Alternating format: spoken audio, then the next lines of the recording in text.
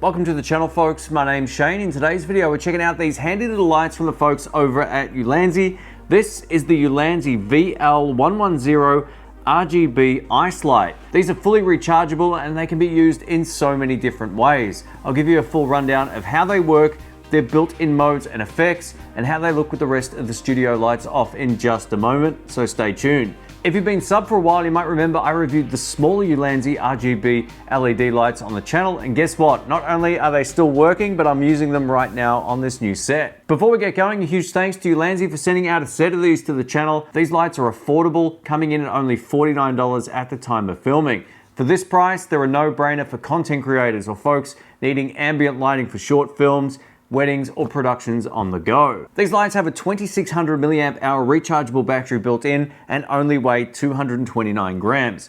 That's about the same weight as a small can of Red Bull, whatever it is you use to keep caffeinated.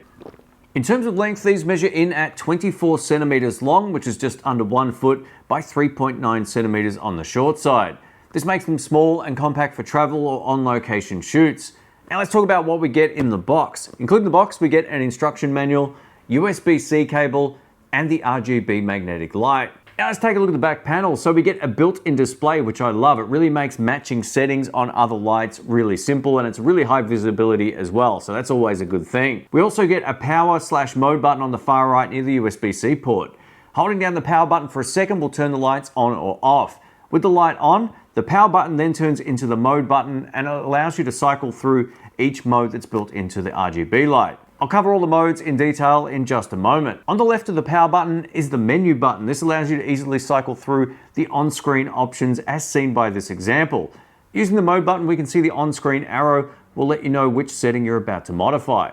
These lights are extremely intuitive and you can learn to operate them even without the instruction manual. The USB-C port is where you can plug in the power for continuous use, or you can use it for recharging the units with the power off. On the bottom side of the light, we also get a 1/4 screw point for attaching it to a light stand or tripod like you can see on my desk right here. Being that these lights are magnetic, they're also great for unboxing channels on a budget who need an overhead light attached to a microphone stand for a product showcase situation. Now, unlike the smaller Ulanzi magnetic lights that I reviewed a little while ago, you can easily attach more than one to each other using the smart locking design. Simply remove the end cap and lock it into the next one. To release the light, you just need to push down on the locking mechanism and it will unlock. The Ulanzi VL110 lights are larger, brighter, and offer all the same great modes and features found in their smaller lights. So if you're looking for more output, these are the way to go. Let's take a look at RGB mode. So the H is what hue we want. So notice the colors here.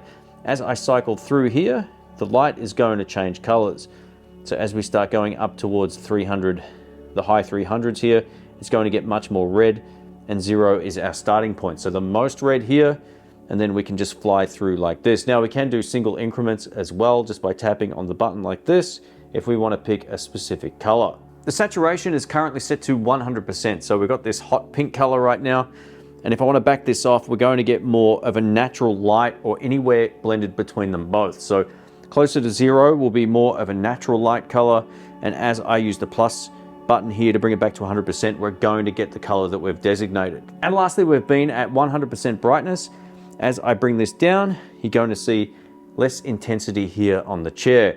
So at 31%, it's still too bright to face this way. It's going to blow the camera settings out. So yeah, this is extremely bright for, a battery powered lamp. It's really cool. Up next, we're going to take a look at the different color temperatures, starting at 5500 Kelvin, which is my daylight temperature. Now, as I back this down, you're going to see the chair warm up a lot because this is facing the chair. And as you can see now, we get more of that tungsten sort of color. As I go back this way, back to around 5500 is about daytime temperature. Then as I keep going a little bit further up, it's going to get much cooler and more clinical looking. So yeah, if you want a more natural look, start somewhere around 5500 and work it from there. Let's go through each of the scenes. Starting on cop car, we're at 100% brightness. So if you take a look at the wall and the chair behind the lamp here, see how bright it is? If I turn it around, I'm gonna blow out the shot. So I have to face it the opposite way. And this is the kind of result you can get. So let's go over to the next one, which is ambulance. This next one is fire engine. So more of a red light and white light look, and it works well. Over to lightning, which is great for short films if you need that effect. It's very sparse, but it works beautifully. Fireworks. There you go, awesome. TV. To replicate a TV on in the room, it does this one really well. Candle. As you can see, these are really bright. It's blown out the skin tones on my hand here. So yeah, when you face it towards you, you notice just how bright it actually is. Party, which is great if you just want to create some atmosphere. Cycles through the modes. Faulty bulb, great for horror movies, obviously. Pulsing, this is just a light pulsing effect. Over to strobe, which is full on. RGB strobe, so this is cycling through the RGB colors here. Paparazzi, so another flash type one like lightning, but to replicate photo flash. Emergency. HL beam, which just looks like one color to me. Red flash, so this is a single color, just red here. Over to green flash, same thing, just a different color. Blue flash, same thing, but blue. HSI slow, so this will cycle through the color spectrum. You can probably see it on the chair back here. The chair's gray, by the way, so it looks green because the light is green. HSI fast, so this will cycle through at a much faster speed. This is a really cool effect. I could use this on the background of this set, actually. It's a pretty cool effect. Cop car, which takes us back to number one. So I've gone all the way through.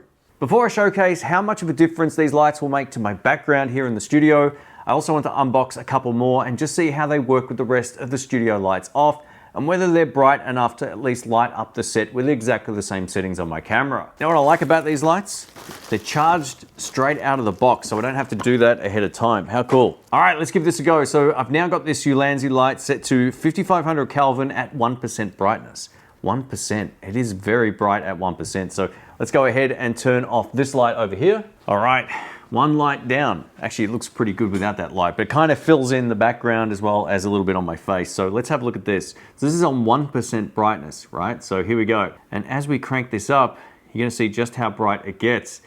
Woo! All right, we're now at 43% brightness. I'm just gonna sit this on here so you get a good sense of how this looks. This is the same color temperature I had my softbox on, and it looks way bright enough to at least light up my face. So I think this is gonna work great. Let's get another one. All right, let's turn off the other softbox, which I consider to be my primary light. Now I've got this light set to 5500 Kelvin at 51%. So a lot of fives there, but basically if I hold this up, it's going to give me a very similar result to that of my softbox, which is just out of shot. So yeah, I can move these around and get the kind of lighting effect I would like. So if you're on a budget and you're looking for some good lighting, these will definitely do the job in the studio. Keep this in mind though, if you already have studio lights and they're so much further back than arm's reach like mine are, these won't do the same job at a distance, but for close use like this on a desk or just up off a desk on a little stand like this, you're going to get great results. Not long ago, I put this set together and it's not quite finished, and I felt like it needed some more lighting in the background. Now, some people find the lighting a little bit cliche, all that kind of stuff for YouTube these days. Everyone uses RGB lights, but there's a reason why people use RGB lights. They look great and it makes a very bland set look so much more interesting. Now, as you can no doubt see, I've already got a few RGB lights back here. There's two little red ones from Ulanzi and the blue one behind the skull. So we're gonna start off in CCT mode and just put up a few here and see what kind of results we get. Just by using CCT mode, I've already just brightened up the background, but I don't love it, I gotta be honest. So I'm gonna mess around with these a little bit more. And now I've got the bottom of the set all lit up in red, and as you can see, it looks pretty cool. And I've still got the CCT 5500 Kelvin on these ones right here, but I'm gonna change that right now. Now we've got a look I see on a lot of other YouTube channels, and I know why. It actually looks pretty good. So all of this side is now blue, and all of this side is now red. This actually might be my favorite look so far. Let us know what you think. Thanks to these lights, exceptional runtime. You can shoot for hours and not have to worry about recharging them. I've used these little lights, these small guys, for so many years now, and they've just performed beautifully. And the longevity of the battery life has also surprised me. If you're gonna be running them at 50% like I am right now, it'll be enough for almost an entire day of shooting. So the battery life is really good. Now, rather than painting a wall like I did back here, you can easily achieve a unique look by picking the color that works best for you in any given moment. This is one of the benefits of actually having RGB lights. You can point one against the wall, like this guy back here, and it helps you to create the kind of look you're going for on any given day. A massive thank you to Ulanzi for sending out these lights for the video. I really appreciate it. If you want to check them out, I'll link them down below. Let us know what you think of the new and improved color set. And again, we'll go back to how it looked at the start, and then we'll go back to how it looks right now. Thanks for watching.